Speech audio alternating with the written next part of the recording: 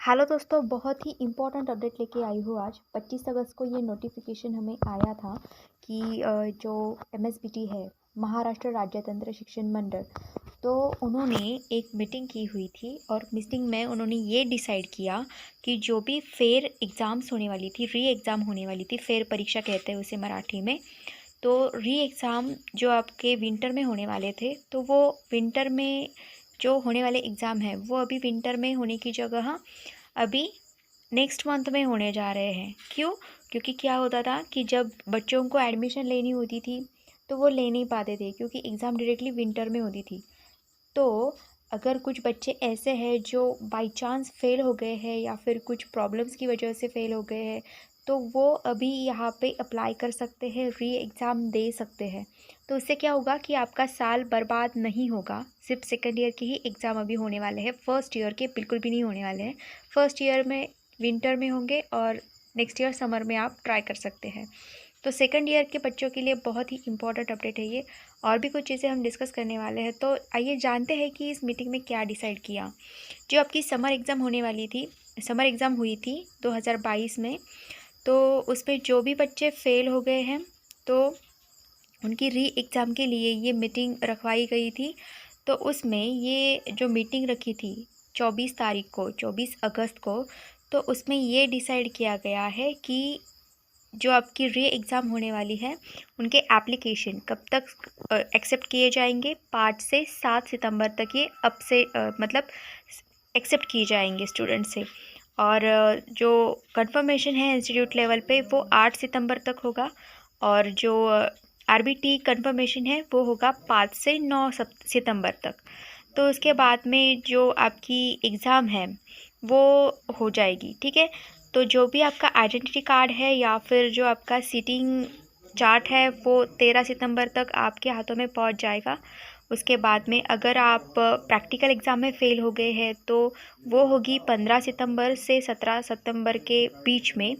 और जो written exam होगी आपकी थ्योरी की वो होगी, जो आप यहाँ पे बोल्ड में देख सकते हैं टेबुलर फॉर्म में, 21 सितंबर से लेकर 4 अक्टूबर के पीरियड में ये आपकी थियोरेटिकल रिटर्न एग्ज़ाम होगी। फाइन। तो अगर आप प्रैक्टिकल में भी फेल हो गए हैं या फिर आप थियोरी एग्ज़ाम में भी फेल हो गए हैं, so you can attend this exam, ठीक है। तो ये आप कर सकते हैं। और कुछ इम्पॉर्टेंट रूल भी दिए हुए हैं, इंस्ट्रक्शंस भी दिए हुए हैं।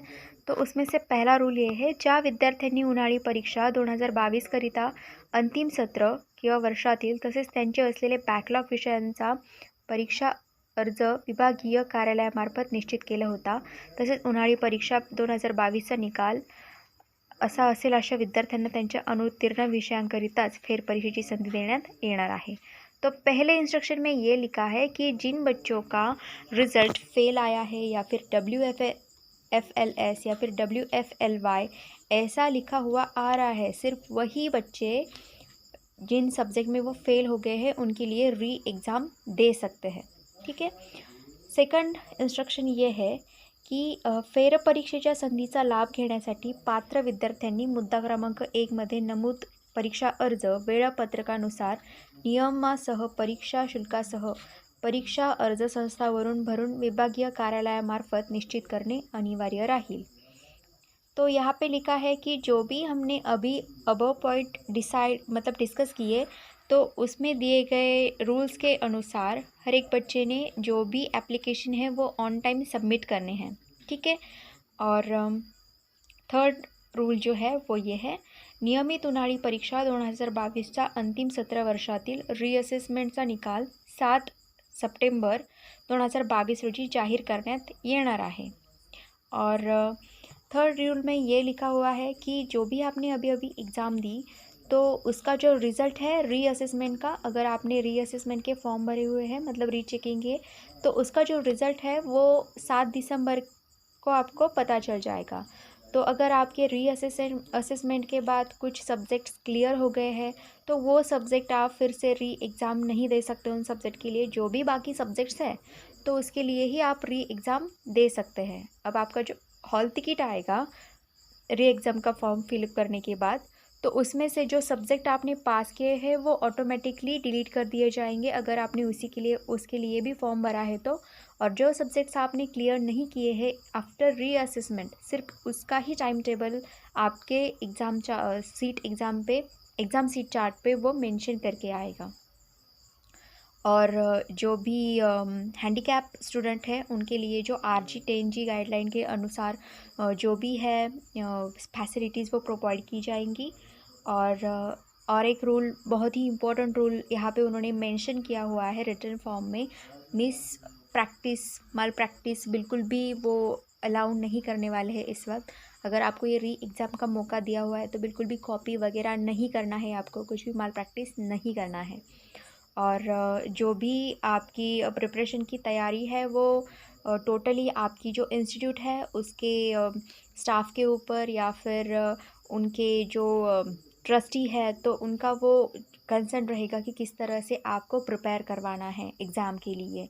सो ये MSBT ने ये नोटिफिकेशन निकाला है और आपके पास सिर्फ अभी 1 ही महीना बाकी है और 1 मंथ में आपको पूरी तैयारी करनी है। तो ये नोटिस जो है ये बिल्कुल आपको मदद करेगी ऐसा मुझे लगता है, क्योंकि आपको अभी एग्ज़ाम का जो डेट है वो पता चल गया है और आपके लिए अभी कितना समय बाकी है और उस टाइम में कितने सब्जेक्ट को कितना टाइम देना है ये आप अभी से डिसाइड कर सकते हैं। सो आई होप कि आपको ये इन्फॉर्मेशन पसंद आई होगी, अच्छी लगी होगी। तो प्लीज़ वीडियो को लाइक करें and don't forget to subscribe.